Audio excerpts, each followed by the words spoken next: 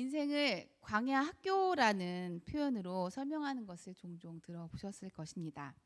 이스라엘은 광야를 지나 약속의 땅으로 도착했습니다. 그것처럼 우리 역시 인생이라는 광야를 통과해서 영원한 하나님의 나라로 가게 될 것입니다. 그런데 왜 꼭 광야라는 시간을 우리가 지나야 하는 걸까요? 예수와 함께 죽고 예수와 함께 살고 그렇게 예수님과 하나가 된 우리는 그 예수님과 함께 하늘 보좌에 함께 앉았다고 성경은 말하고 있습니다. 그렇게 보면 교회는 영원한 하나님의 눈으로 볼 때에는 이미 완성되었다고 할 수 있겠죠. 그런데 왜 굳이 하나님께서는 우리에게 이 고난이 많은 수고가 많은 이 인생이라는 광야의 학교를 지나게 하셨을까요? 이 땅과 하나님의 나라를 비교한다면 정말 이 땅에 머무는 것이 우리에게는 고된 일일 수밖에 없을 만큼 정말 비교할 수 없는 그 하늘의 그 만족과 평강이 있음에도 불구하고 우리를 이 땅에 두신 이유는 반드시 있을 것입니다. 저는 광야 학교라는 그 표현이 이 이유를 가장 잘 설명해 주는 표현이 아닐까 싶습니다. 학교는 어떤 곳일까요? 학교는 배우는 곳이죠. 맞습니다. 선악과를 먹은 것이 왜 죄인지, 내가 왕이 되어 내 마음대로 사는 것이 얼마나 끔찍한지, 이런 끔찍한 가운데 우리에게 찾아와 주신 하나님의 은혜, 그 예수님의 은혜가 얼마나 큰 것인지, 그리고 우리에게 참 자유는 내가 왕이 되었을 때 임하는 것이 아니라 그분을 다시 나의 왕으로 섬길 때 임하는 것이라는 것을 주님은 우리에게 가르치고 싶어 하시는 것 같습니다. 그 눈으로 우리가 세상을 바라보기 시작하면요, 온통 세상의 모든 것들이 배울 것 투성이입니다. 이 구속사의 신비를 우리가 알아가게 하기 위해서 주님은 우리에게 인생이라는 시간을 주신 것 같은데요. 문제는 우리는 배우는 것을 별로 그렇게 좋아하지 않는다는 데 있습니다. 주변을 보면 어디서라도 배우려고 애쓰는 사람보다는 내가 가르치려고 애쓰는 사람들 더 자주 보게 됩니다. 내가 좀 더 높아지려고, 내가 좀 더 가르치는 자리에 서기 위해서 경쟁하고 또 높아지려고 애쓸 때마다 또 어떻게 보면은 우리 안에서 많은 전쟁들이 일어나기도 하죠. 때로는 이 마음이 커져서요, 하나님까지 가르치려고 들 때도 있습니다. 하나님, 이건 아니죠. 하나님, 왜 나한테 이렇게 하세요? 하나님, 이거는 잘못된 거죠. 이런 재앙들이 왜 우리 삶 가운데 있는 거죠? 이렇게 하나님을 감히 가르치려고 하는 그런 자리에까지 우리가 오르려고 합니다. 높아진 사람들의 마음이 얼마나 끔찍한지를 우리에게 잘 보여주는 것 같습니다. 이런 상황 가운데 오늘 제가 제목으로 드렸던 나보다 남을 낮게 여기는 그 마음을 어떻게 가질 수 있을까? 제가 참 많이 고민했던 말씀인 것 같습니다. 모두가 경쟁하고 모두가 더 높은 자리에, 더 다른 사람보다 나은 자리로 가기를 힘쓰는 그것이 너무나 자연스러운 이 상황 가운데서 우리는 항상 내로남불이라는 표현처럼 나에게는 끊임없이 관대하고 남에게는 정말 무시무시한 잣대를 들이대잖아요. 어떻게 그런데 이 말씀이 가능할까? 정말 많이 고민했던 것 같습니다. 우리는 수없이 많이 비교합니다. 나와 남을 비교하고, 그래서 조금이라도 내가 좀 더 나음으로 인해서 때로는 위로를 받기도 하죠. 그리고 때로는 그것 때문에 감사하기도 합니다.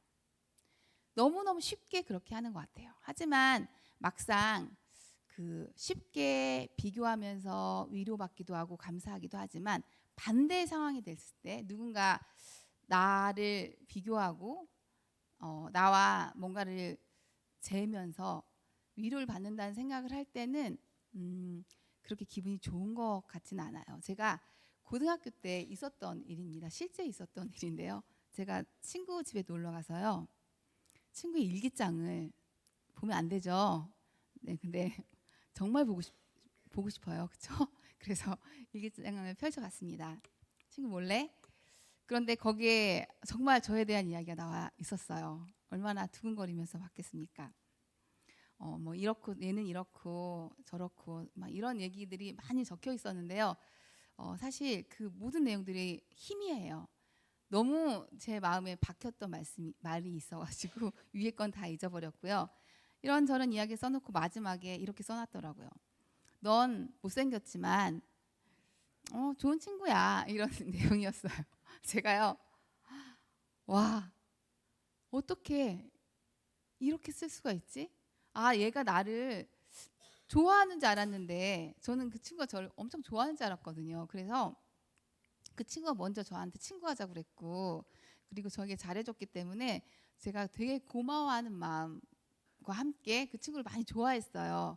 그런데 얘가 나에게 다가왔던 이유가 나랑 같이 있으면 자기가 조금 더 빛나 보이기 때문에 못생긴 친구 옆에 빛나는 자기를 위해서 나에게 다가왔나 이런 생각이 들면서 너무너무 기분이 나쁘더라고요.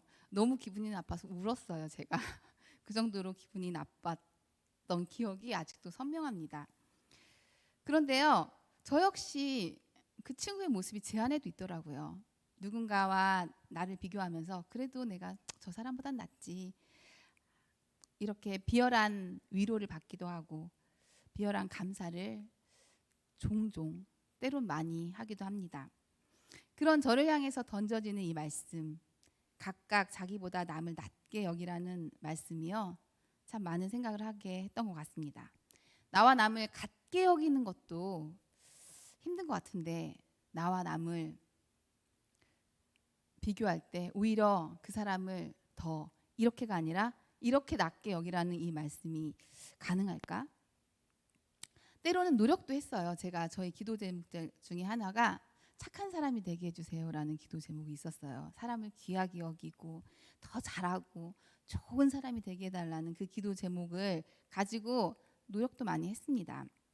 그런데요, 제가 더 많이 줘야지 라는 마음으로 누군가에게, 가까운 누군가에게 더 많이 주면요, 어떻게 되는지 아시죠? 더를 요구하더라고요. 제가 양보하고 용서하고 뭔가 그 사람에게 더 좋은 사람이 되기 위해서 내어줄 때마다 항상은 아니었지만 대부분의 경우 그 사람에게서 더 많은 요구를 받는 것을 경험하면서 와, 사람은 절대로 사람을 만족시킬 수가 없구나라는 그 사실에 직면하게 되었습니다. 그리고 사람에게 있는 그 끊임없는 지배력, 사람을 소유하려고 하는 그 소유욕이 얼마나 지독한지도 발견하게 되었습니다. 선 밟지 말라는 말이 있죠. 왜 그 말이 생겼을까요? 자꾸 선을 밟고 들여오려고 하는, 누군가를 조정하고 소유하고 지배하려고 하는 인간의 그 죄성이 단 저만 느끼는 게 아니라 인류 모두가 느끼는 감정이기 때문일 것입니다. 우리는 그렇게 남의 선을 밟아서라도 내가 좀 더 높은 자리에, 내가 좀 더 가치 있는 자리에 올라가려고 하는 그런 죄성을 가지고 있죠. 심지어 하나님의 자리까지, 하나님의 그 선까지 밟고 내가 하나님과 같이 되겠다는 그 선악과를 먹은 것이 우리 아니겠습니까? 아이들을 보면 이런 우리의 민낯이 더 잘 보이는 것 같아요. 제가 아이들을 가만히 이게 바라볼 기회가 많잖아요. 그러면은 아이들이 싸울 때 잘 보면은 결론은 하나인 것 같아요. 결론은 난 천재, 넌 바보. 이게 아이들의 그 싸움의 본질이에요. 저희 예전에 어렸을 때 그 담에 낙서를 참 많이 했어요. 기억하시나요? 항상 거기에 주된 이야기는 누구누구 천재, 누구누구 바보. 그런데 누구누구 천재 누가 썼을까요? 자, 낙서한 사람이 쓰는 거예요. 항상 나는 천재, 넌 바보. 그런데 그때 그 낙서가 여전히 지금 아이들의 이야기 속에서도 난 너보다 나아 라는 이야기가 항상 들어가 있는 거죠. 그렇다고 우리는 괜찮은가? 아니잖아요. 아이들은 가면을 벗고 있는 것뿐이고 우리는 어쩌면 더 지독하게 가면을 쓰고 교묘하게 나를 포장합니다. 뉴스를 보면서 누군가가 범죄한 일들이 일어났을 때 저런 나쁜 놈이 있어? 우리는 쉽게 생각합니다. 그래도 내가 저 사람보단 낫지. 우리는 정말 쉽게 그렇게 생각하지요. 선악과를 따먹은 모든 인류가 스스로가 왕이 되어서요. 옳고 그름을 정하고 나의 가치에 우선순위를 두고 달려갑니다. 우리는요. 사실 누구보다도 나를 사랑하고 누구보다도 나를 소중하게 여기며 그 누구보다도 내가 애틋합니다. 하나님을 사랑하도록 창조된 우리가 하나님을 밀어내 버리자 그 텅 빈 공간에 오직 나라는 메아리가 울려 퍼져 나가는 것 같습니다. 그런 실존 앞에서 오늘의 말씀이 더 무겁게 느껴지지 않으십니까? 그렇다면 이 말씀 앞에서 성도의 삶이 어떻게 나보다 남을 낮게 여기는 그런 기적 같은 삶으로 이어질 수 있을까요? 먼저 이 인생이라는 광야 학교를 통해서 끊임없이 배워야 할 것 같습니다. 무엇을 배워야 할까요? 내 마음대로 사는 삶이 바로 지옥이구나를 배워야 하는 것입니다. 그리고 그 절망 가운데 단지 멈추는 것이 아니라 나는 사실 아무것도 아니었는데 나는 하나님 없이는 아무것도 아니었는데 하나님께서 나에게 은혜를 베푸셨구나. 역시 주님밖에 없구나. 오직 은혜밖에 없구나를 만나게 돼야 하는 거겠죠. 우리가 얼마나 긍휼이 필요한 존재인지 알기 위해서는 우리는 절망해야 합니다. 이 땅이 여전히 너무나 아름답기만 하다면, 내가 왕이 되어서 살아가는, 나를 사랑하면서 살아가는 삶이 너무 아름답기만 하다면 누가 긍휼을 원하며 은혜를 원하겠습니까? 성경에 보면은요, 우리가 얼마나 긍휼이 필요한 존재인지를 나타내는, 잘 보여주는 책이 하나 있습니다. 물론 모든 책이 다 그 얘기를 하고는 있지만 긍휼이라는 단어를 굉장히 많이 사용하고 있는 책이 있습니다. 바로 호세아서입니다. 이 책에서는 하나님의 역할을 맡은 호세아와 하나님의 백성의 역할을 맡은 고멜이라는 창녀의 이야기가 나옵니다. 왜 하필 창녀일까요? 성경에서 간음이라는 것은 단지 성적으로 부적절한 관계를 맺는 것을 말하는 게 아닙니다. 하나님만 사랑하도록 창조된 우리가, 하나님의 백성이 하나님이 아닌 다른 것들에게 위로를 받고 만족을 받고 거기에서 자기의 가치를 채우려고 하는 그 모든 것을 간음이라고 하는 것입니다. 그러니 우리 모두는 다 간음한 자요, 바로 창녀 고멜인 것입니다. 하나님께서는 호세아에게 이 고멜과 결혼하라고 말합니다. 그리고 그 자식을 낳는데 그 자식들에게 하나같이 하나님의 저주가 쏟아집니다.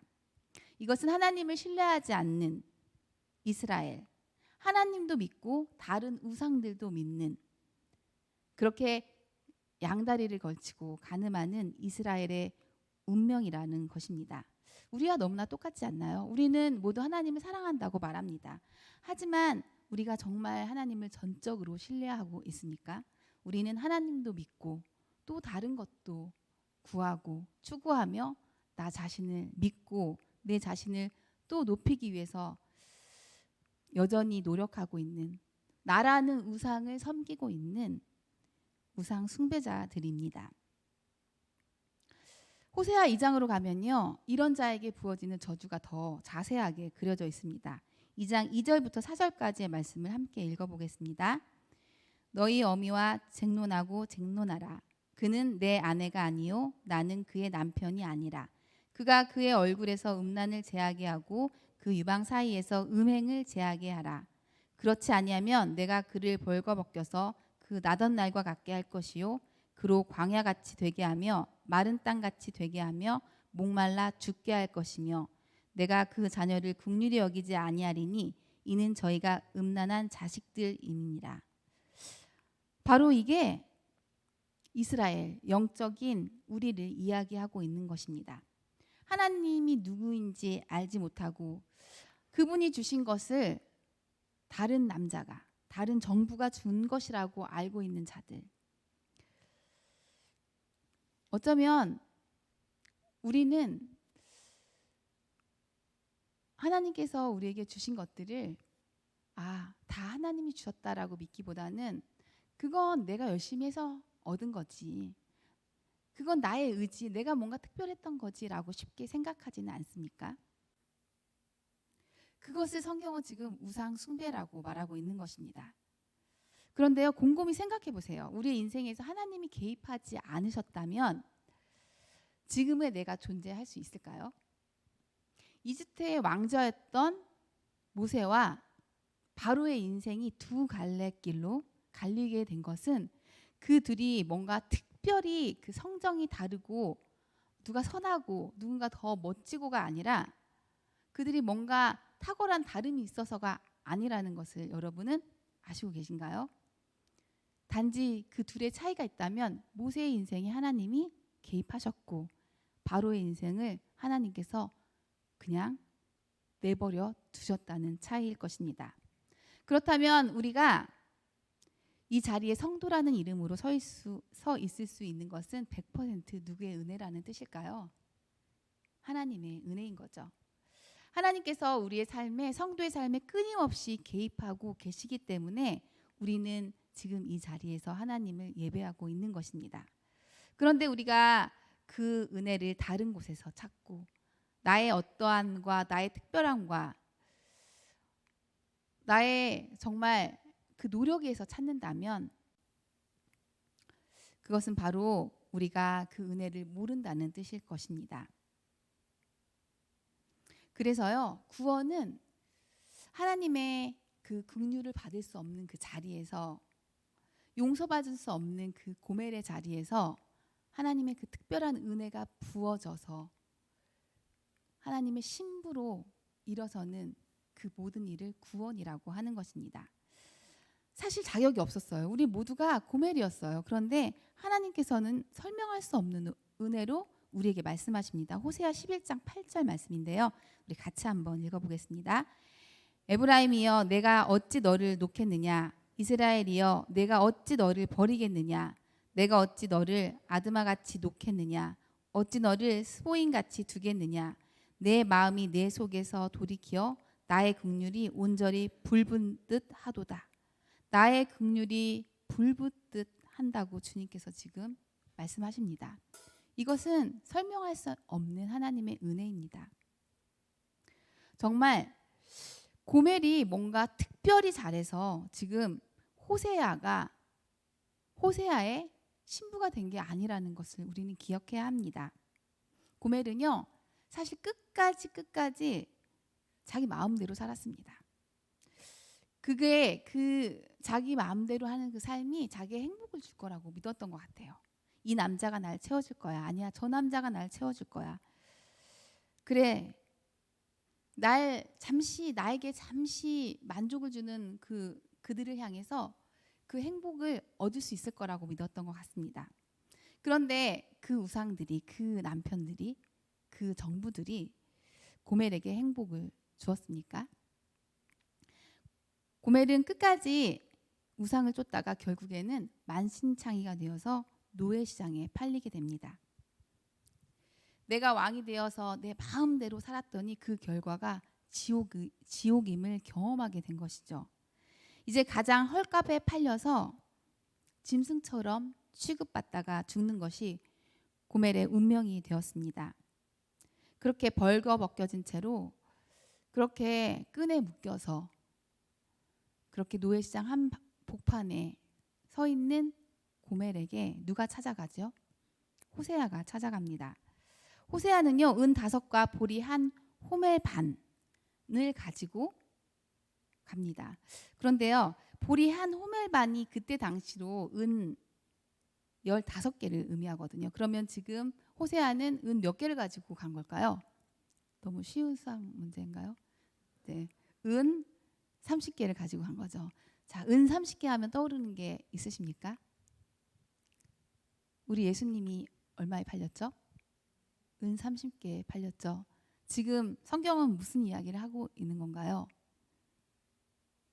노예가 되어서 만신창이가 되어서 죽을 수밖에 없는 운명에 처해진 우리 교회가 지금 예수 그리스도의 피값으로 지금 구원을 받고 있는 그림을 이 노예시장의 그림을 통해서 보여주고 있는 것입니다. 너무 놀랍지 않나요? 정말 온통 예수로 가득한 책이 성경인 것 같습니다.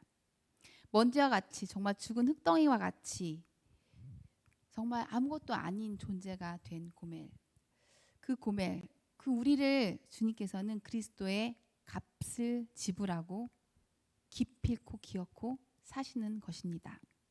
이것이 바로 우리에게 부어진 긍휼입니다. 우리는 그렇게 그리스도의 십자가의 대속으로 새로운 삶을 얻게 되었습니다.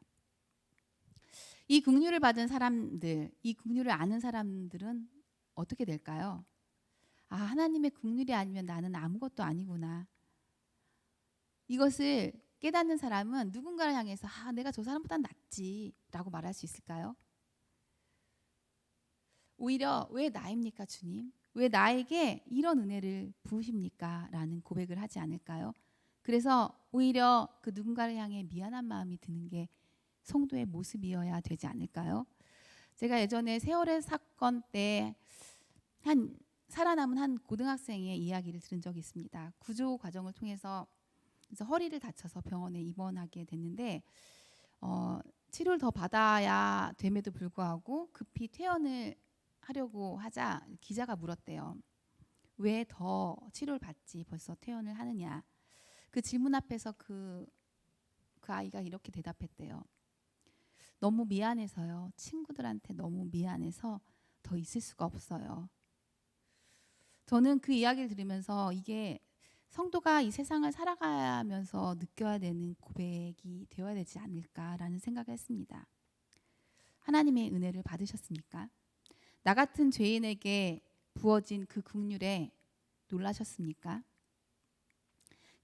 그렇다면 그런 나를 안다면 나와 똑같은 또 다른 죄인인 누군가를 향해서 돌을 들기보다는 그 사람을 판단하고 비판하기보다는 차라리 내가 쟤보다는 좀 낫지라고 비교하기보다는 오히려 주님 그에게도 긍휼을 부어달라고 주님 은혜를 부어달라고 기도해야 되지 않을까요? 거기다가 우리는요 하나님의 시간표를 알지 못합니다. 언젠가 그 사람에게 어떤 은혜가 부어질지 우리는 절대 알 수가 없습니다. 오래전에 들었던 설교 중에서 이 하나님의 시간표에 대해서 생각해 보게 했던 이야기가 있었는데요. 엄청 카리스마가 넘치는 목사님의 이야기였어요. 그 목사님이 교회 학교 부장 교사로 있었을 때 이야기를 들려주셨어요. 누구보다도 열심히였고 누구보다도 헌신적이었고 누구보다도 뜨거웠던 이제 선생님이었기 때문에 부장 교사였기 때문에 항상 하나님과 더 친밀해지려고 노력했고 더 교회를 섬기려고 항상 노력을 하셨대요. 그런데 하루는 멀리서 보니까 교회 이제 담 옆에서 그 청년 교사 한 명이 담배를 피고 있는 걸 보신 거예요. 그분이 너무 이 뜨거운 마음을 가지고 계셨던 분이 그 장면을 목격했을 때 너무 충격을 받은 거예요. 아이들이 볼 수 있는 자리잖아요. 사실 이게 뭐 옳다 그르다의 문제를 떠나서 아이들이 볼 수 있는 상황인데 그 교사가 그렇게 담배를 피고 있는 모습을 보니까 너무너무 이제 화가 났던 것 같아요. 그래서 내가 이번에 가만두지 않겠다. 저 청년을 진짜 혼내줘야겠다라는 마음으로 막 가시는데 그때 하나님께서 그 목사님의 마음에 이런 생각을 주셨대요.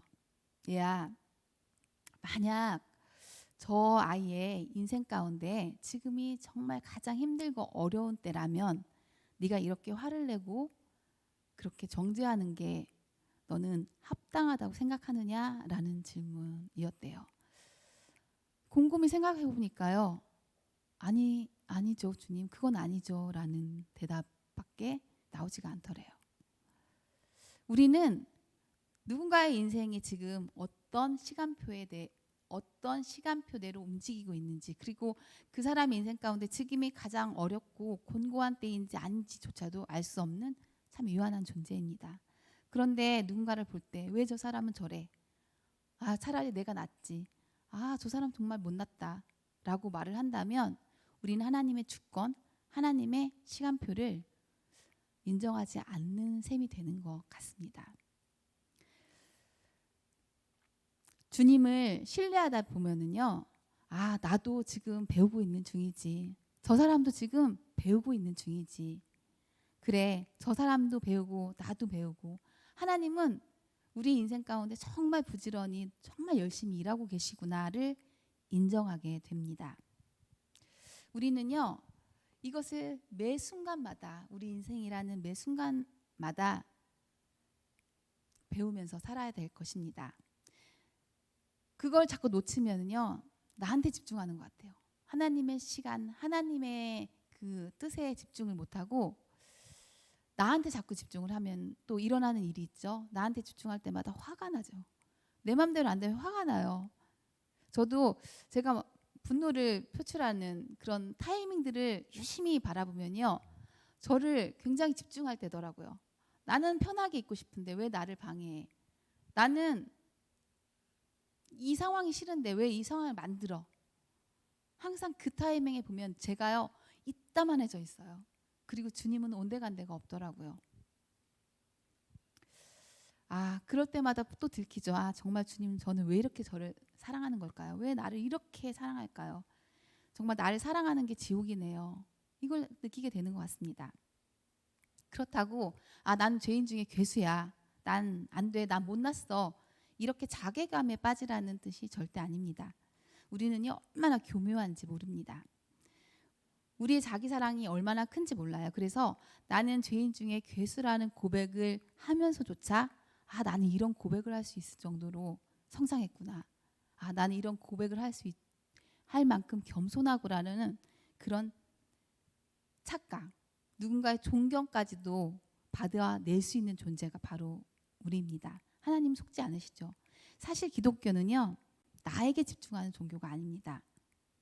하나님의 은혜와 사랑에 집중하는 것이 기독교입니다. 그래서 죄를 인식하는 죄인 중에 괴수라는 그 지점에서 머무르는 게 기독교가 아니라 오히려 그런 나는 십자가에서 죽었습니다, 주님. 이제 나는 죄와 무관한 자가 되었습니다. 나는 죽고 예수로 사는 삶을 살게 되었습니다. 라고 고백하는 자리로 가는 것이 기독교입니다.